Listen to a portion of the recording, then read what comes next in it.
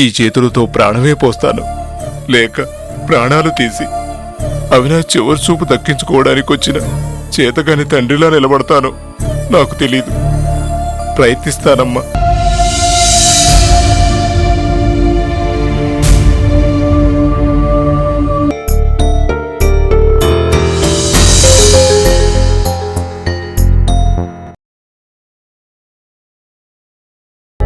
నాకు పూర్తిగా నమ్మకం ఉన్నా ఈ ప్రయోగం ఏమవుతుందోనని టెన్షన్గా ఉంది చిరంజీవి గారు. శిరీష బాధపడుతూ బయటే నిలబడింది. మీ ముందుకు రావటానికి తనేదో తప్పు చేసినట్లుగా ఫీల్ అవుతుంది అవినాష్.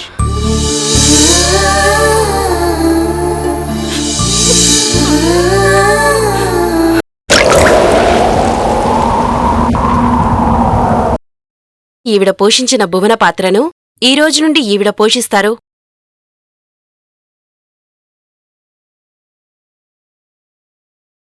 మన చేతుల్లో ఏముంది బాబాయ్? దేనికైనా రాసి పెట్టుండాలి. తలరాతను రాసిన ఆ భగవంతుడు కూడా మార్చలేడు.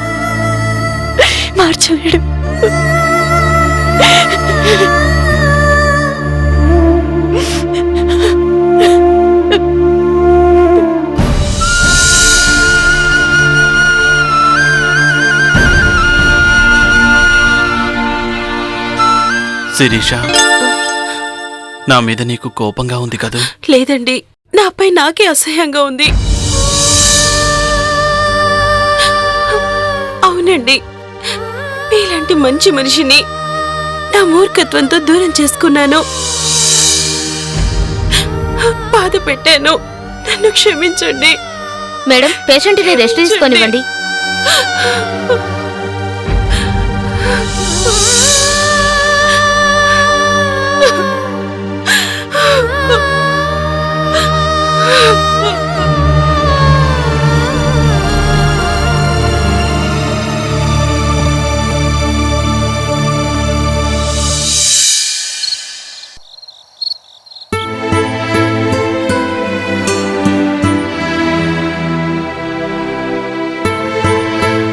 తాతయ్య,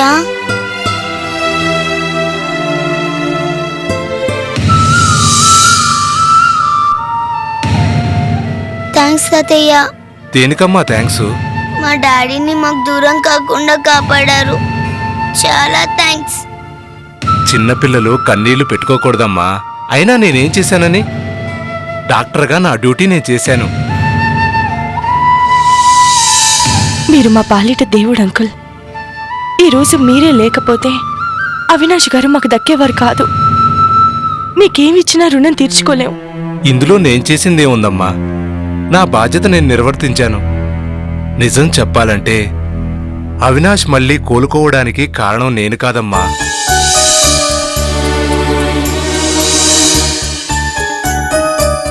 అవునమ్మా, నేను కనిపెట్టిన ఫార్ములా ఉపయోగించడానికి వెనకాడాను. ఎక్కడ నేను ఓటమిని చవి చూడాల్సి వస్తుందోనని భయపడ్డాను. ప్రయత్నం మానవ లక్షణం అనే విషయం కూడా మర్చిపోయి అవినాష్కి ఆపరేషన్ చేయడానికి కూడా నిరాకరించాను.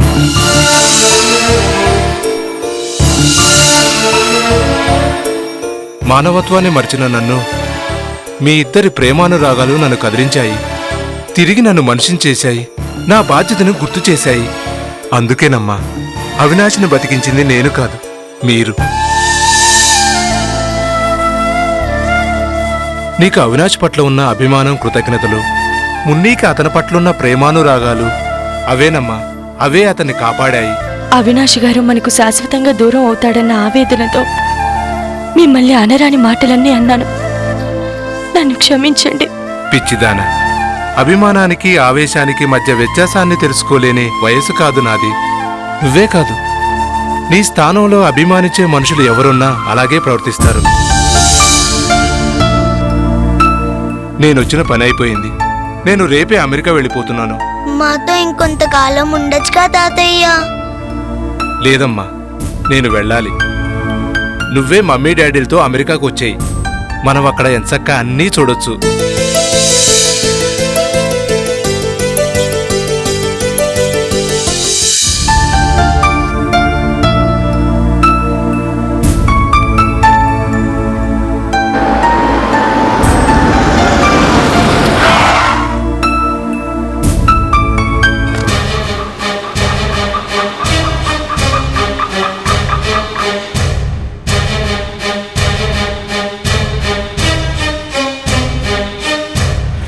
డ్రైవర్ కారటు పోని.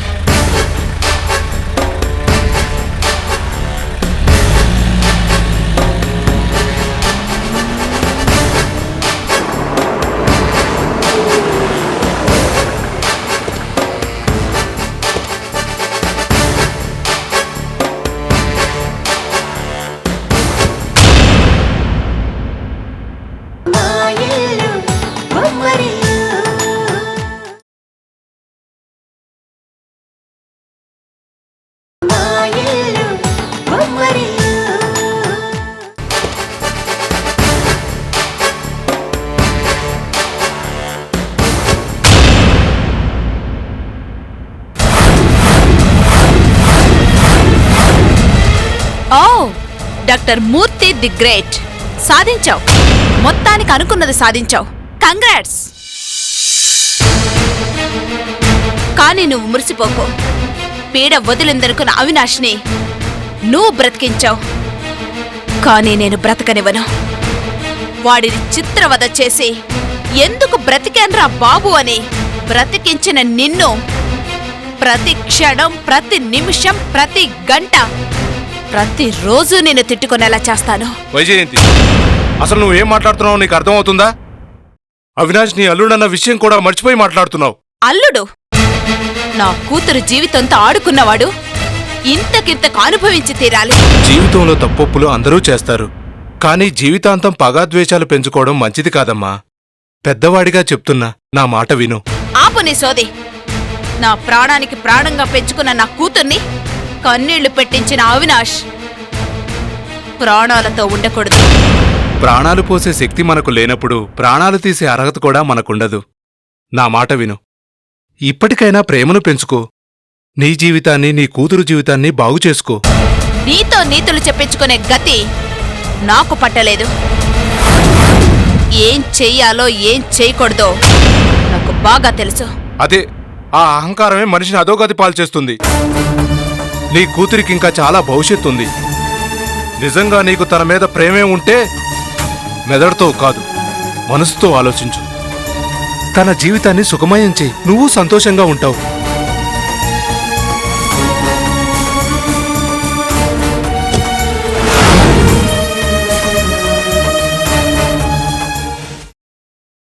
ఈవిడ పోషించిన భువన పాత్రను ఈ రోజు నుండి ఈవిడ పోషిస్తారు.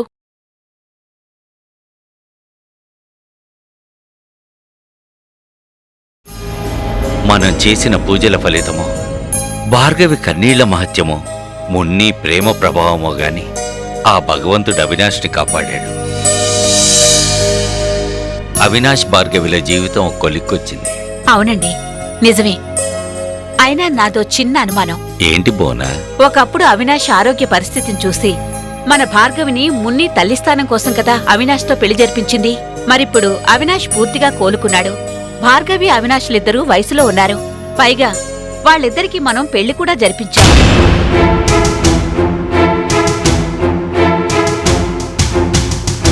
మరిప్పుడు వాళ్ళ పరిస్థితి ఏంటండి?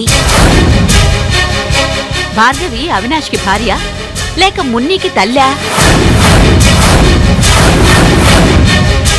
చెప్పండి, మీ బిడ్డే కదా భార్గవి కూడా. తనకి న్యాయం చేరా? మళ్ళీ భార్గవి స్థానాన్ని వేరే ఎవరికైనా అట్టగట్టి భార్గవిని తెగిన గాలిపటంలా ఇంకో కొమ్మని వెతుక్కోమంటారా? చెప్పండి. ఏం చెప్పమంటావు బోనా? ప్రాణానికంటే ఎక్కువగా చూసుకునే నా భార్గవి ఈ రోజు సంకట పరిస్థితిలో ఉంటే నా నోట మాట ఎలా వస్తుంది చెప్పు? ఏమని సమాధానం చెప్పగలను? జరిగేదేమీ మన చేతిలో లేదు. జరగాల్సింది జరగక తప్పదు. మనం కేవలం నిమిత్త మాత్రమే.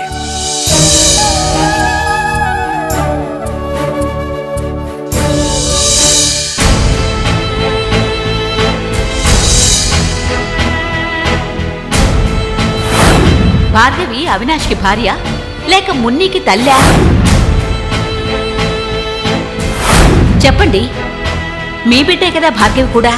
తనకి న్యాయం చేరా? మళ్ళీ భార్గవి స్థానాన్ని వేరే ఎవరికైనా అట్టగట్టి భార్గవిని తెగిన గాలిపటంలా ఇంకో కొమ్మని వెతుక్కోమంటారా?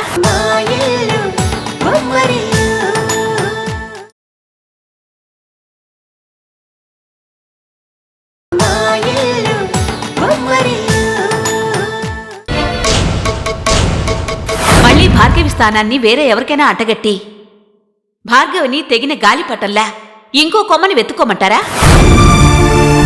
భువన అన్న మాటలు మర్చిపోలేకపోతున్నాను. మొదటి భర్తను దూరం చేసుకున్న భార్గవికి ఇష్టం లేకపోయినా రెండో పెళ్లి జరిపించాం. భార్య స్థానం కొద్ది కాలమే అనుకుని తల్లి స్థానాన్ని అందించాం. మరి ఈరోజు పరిస్థితులు మారాయి.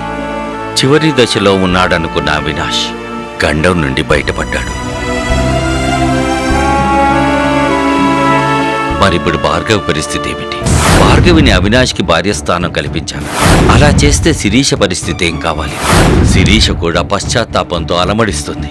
ఈ పరిస్థితుల్లో ఒకరికి న్యాయం చేస్తే ఇంకొకరికి అన్యాయం జరక్క తప్పదు. భగవంతుడా, నువ్వే ఈ గడ్డు పరిస్థితి నుంచి కాపాడాలి.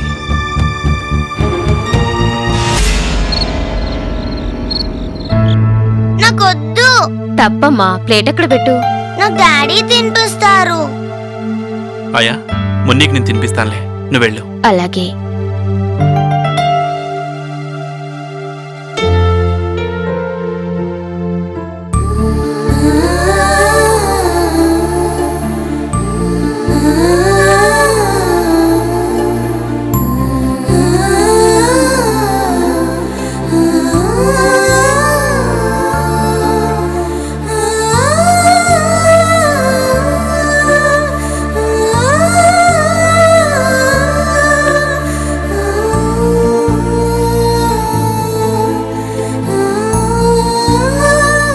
ఏమైందమ్మా? కారంగా ఉందా? ఇవిగో మంచినీళ్ళు తాగు. అది కాదు డాడీ. మరి ఏమైందమ్మా? ఎందుకు ఏడుస్తున్నావు? మరేమో మీరు మాతో కలిసి మళ్ళీ భోంచేస్తారనుకోలేదు.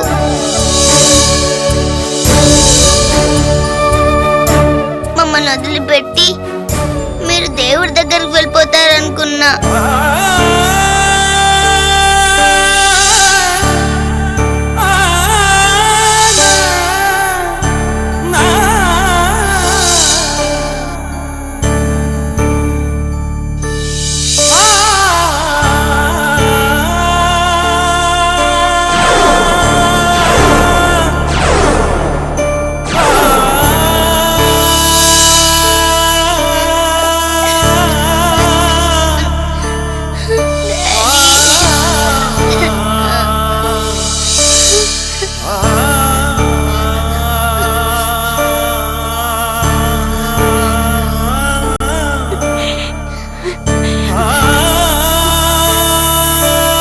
వద్దమ్మా, ఏడవ.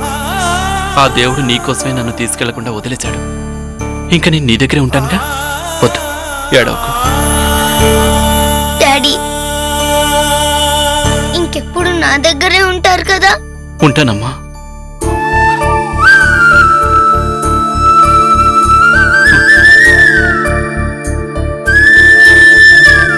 డాడీ, ఏంటమ్మా? ఏం కావాలి? నాకు కావాల్సింది ఇస్తారా? ఏం కావాలమ్మా? మరేమో నాకు మీ ఇద్దరు చిన్ని చెల్లెనివ్వరు.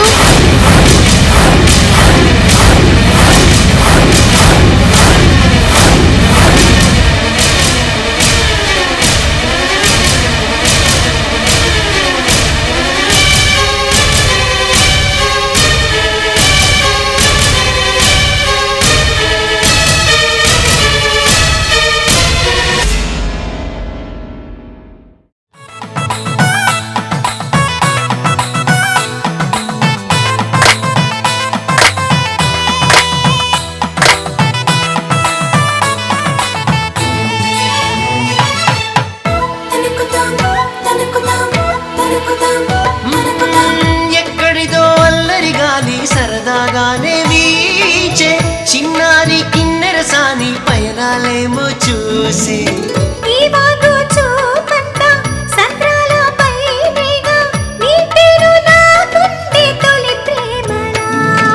మాయ గుమ్మడి